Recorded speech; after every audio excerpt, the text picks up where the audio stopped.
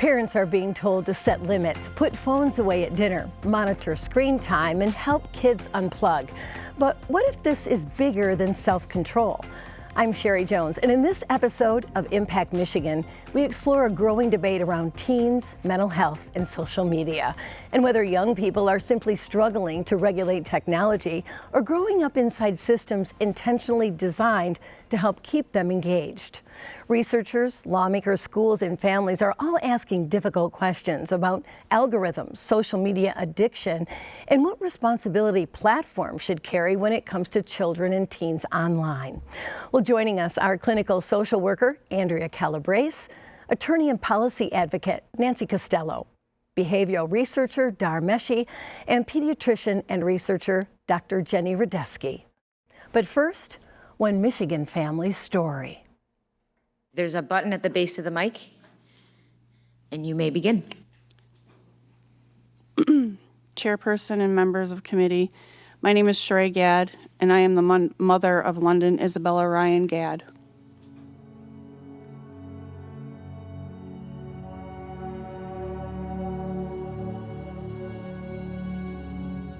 London was very kind and sweet. She loved to read and listen to music, just always being a jokester and making faces. And she played soccer year-round. We spent the summers always spending time together as family. She was just a few weeks from starting 7th grade.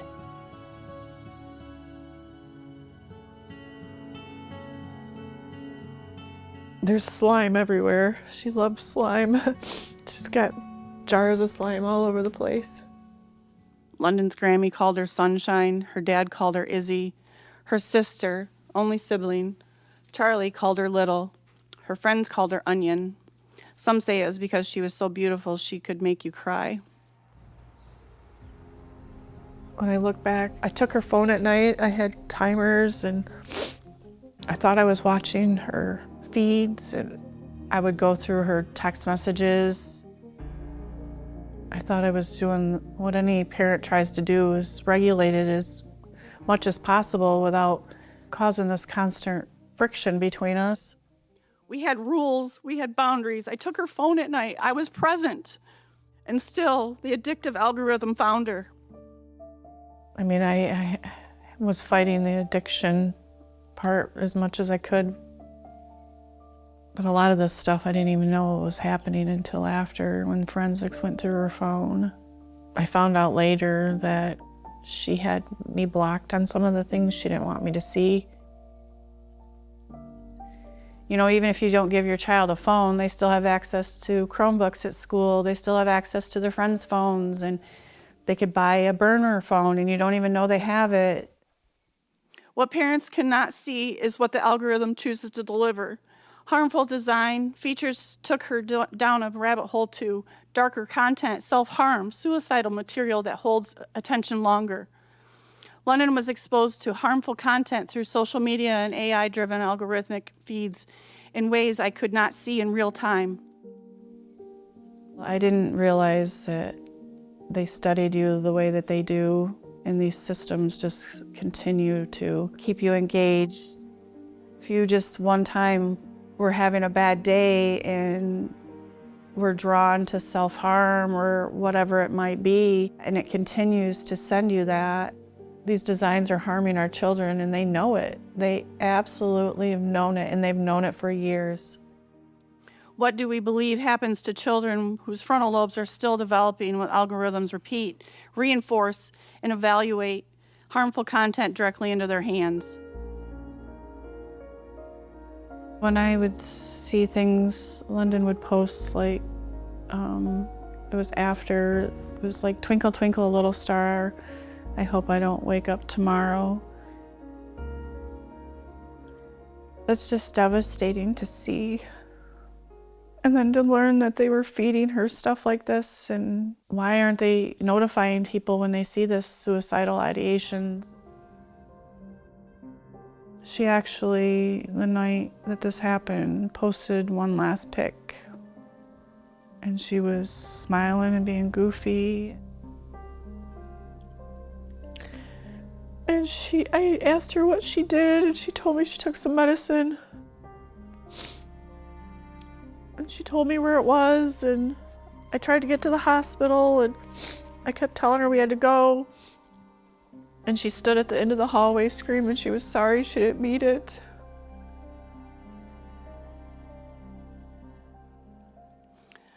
She was not a statistic. She was 12. But today she is part of one. We are not statistics. We are mothers. We are fathers. We are grandparents. Our children had teammates, classmates, best friends, cousins, grandparents who adored them. I will spend the rest of my life fighting so no other parent has to live this nightmare. And I will never get to tell her good night, I love you to the Milky Way and back, see you in the morning, ever again. And I pray you never forget the first gift I gave her, her name. Please lead, please act, and please protect Michigan's children. Thank you. Thank you for your testimony. I'm so sorry about your story, and I'm so sorry that you have to be here today.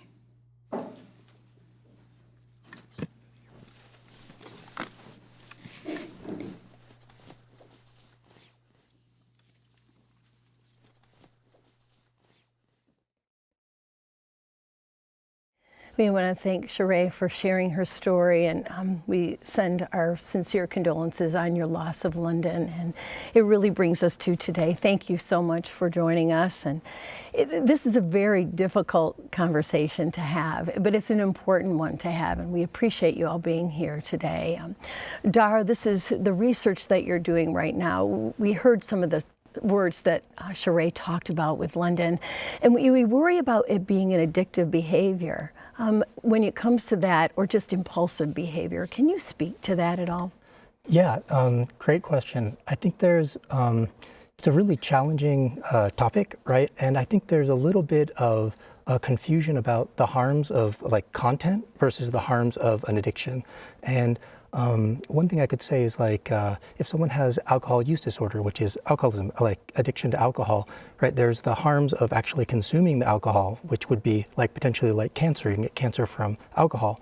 Or there's also the harms of the addiction itself, where you're getting fired, you're losing your relationships, things like that. And I think these harms, especially when it comes to social media, they get mixed up together. And instead of separated and understanding, like there's harmful content that you could absolutely see on social media, but there's also the harms from a very strong use that could also be, very strongly, powerfully dependent and making someone come back and use the platform more and more. Right.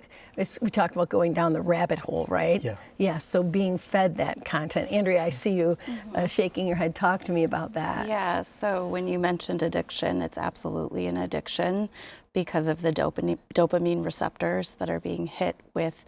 When kids log on to social media, they're looking for connection, and a lot of that connection comes through likes and posts, and that's what they're looking for, that reinforcement.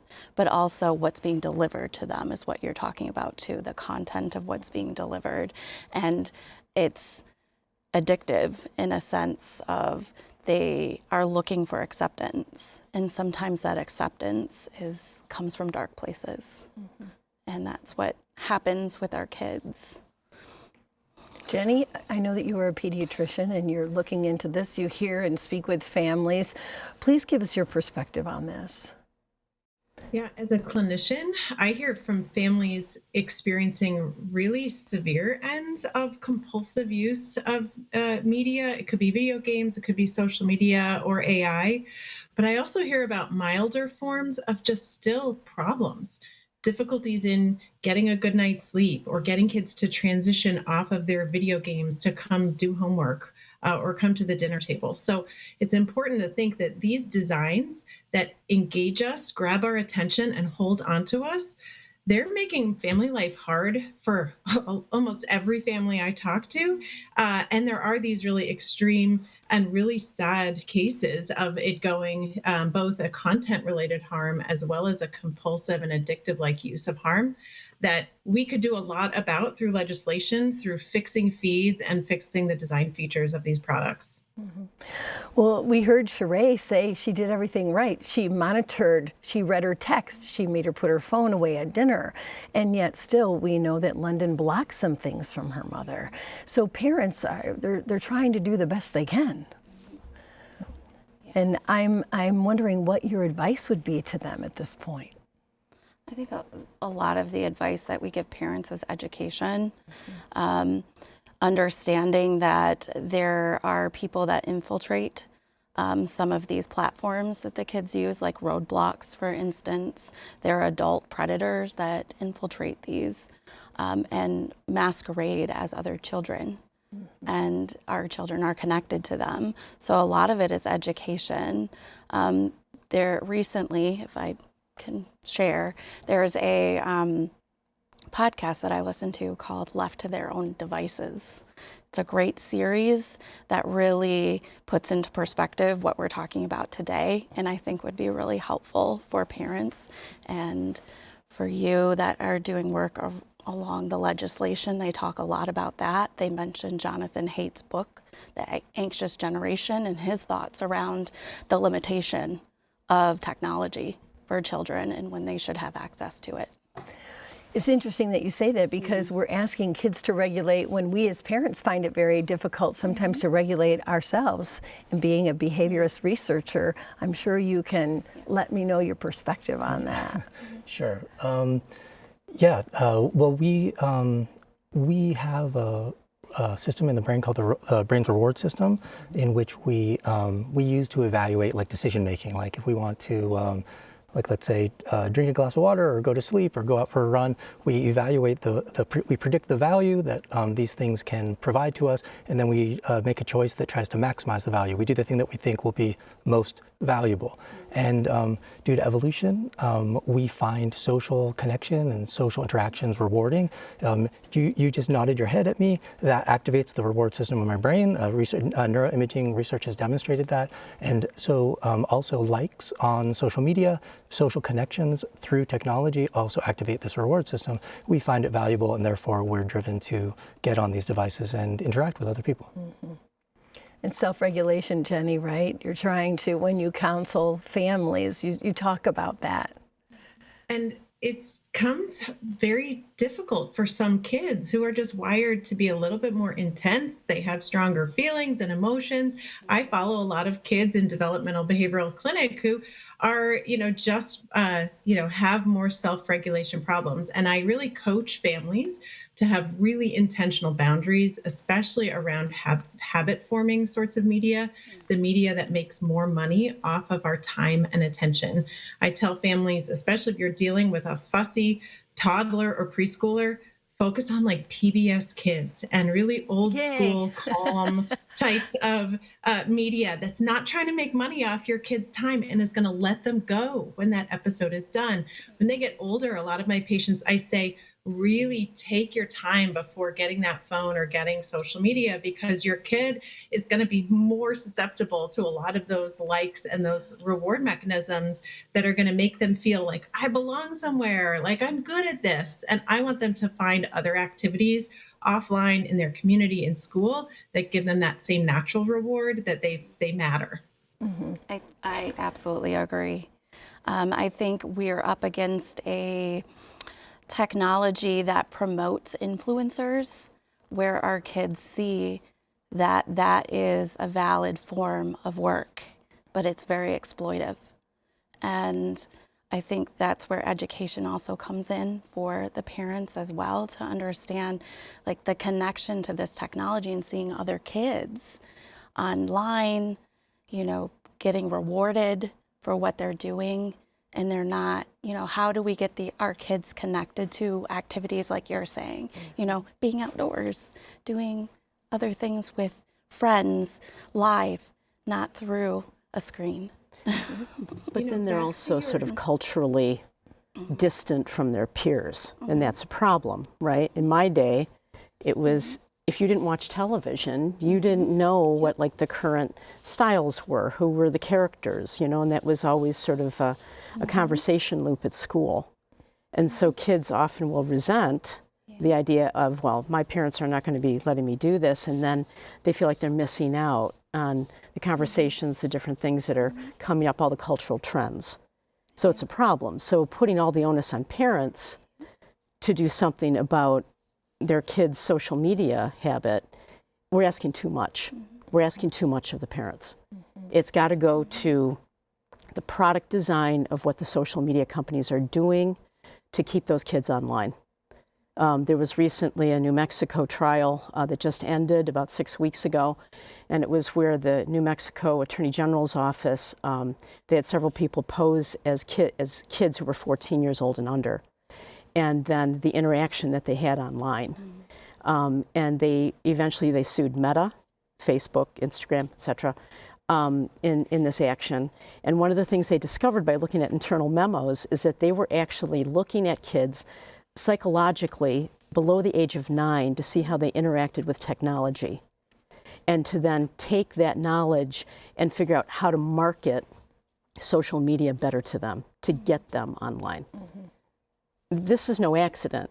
You know, what we're hearing from the experts here, they know exactly this information, and they're using it. They're using it to get those kids online.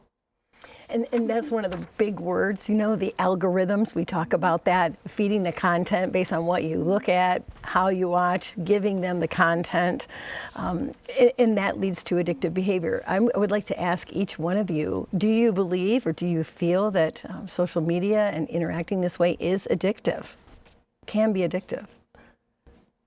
Jenny? You know, as a researcher, I was always trying to use really precise language like engagement prolonging design or navigation constraints. But when I talked to my lab's community advisory board, they were like, yeah, that doesn't resonate with us as parents. You can use the word addictive design. It doesn't make us feel bad. It actually puts more of the blame on the tech company and helps us understand some of the mechanics that are at work when it's so hard to draw boundaries around media. So I think while I don't use the word addiction as much to describe what kids are experiencing, because I don't want them to feel like the problem is located inside them, I want families to see the problem as more located in the digital environment that really has these designs that are meant to engage with our psychology in ways that keep us on longer. Dar? I don't use the word addictive. In my research, we call it problematic social media use, which is the academic term.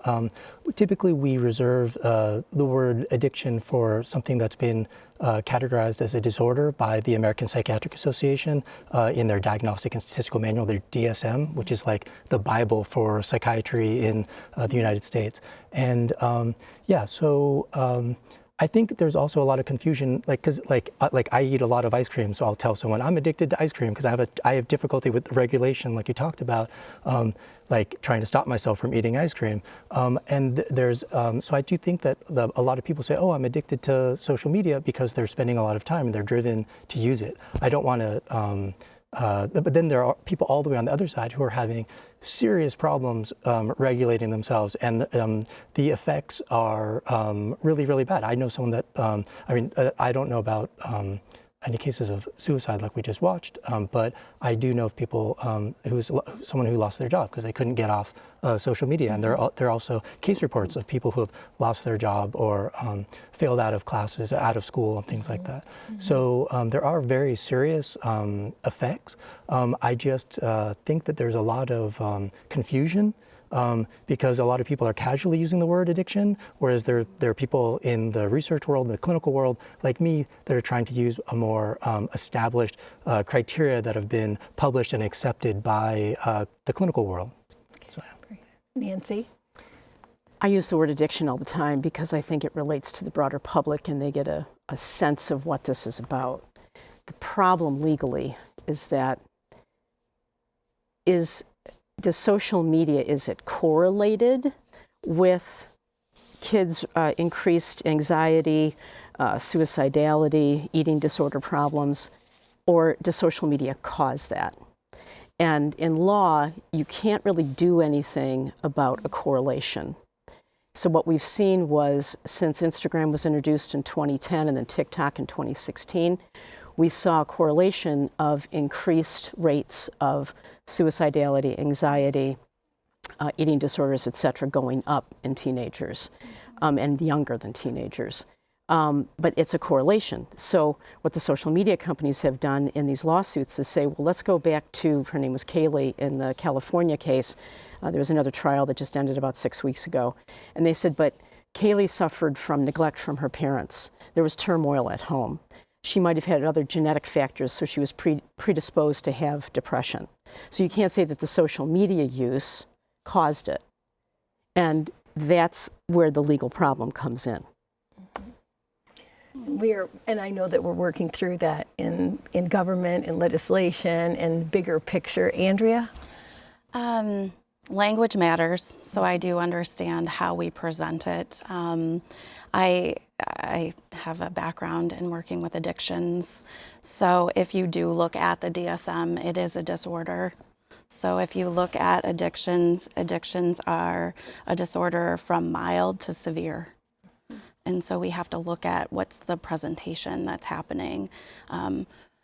There's process addictions, and then there's drug addictions and alcohol addictions. This, I would think, would fall more under a process addiction, like pornography or eating disorder or other issues, because it is changing the brain chemistry.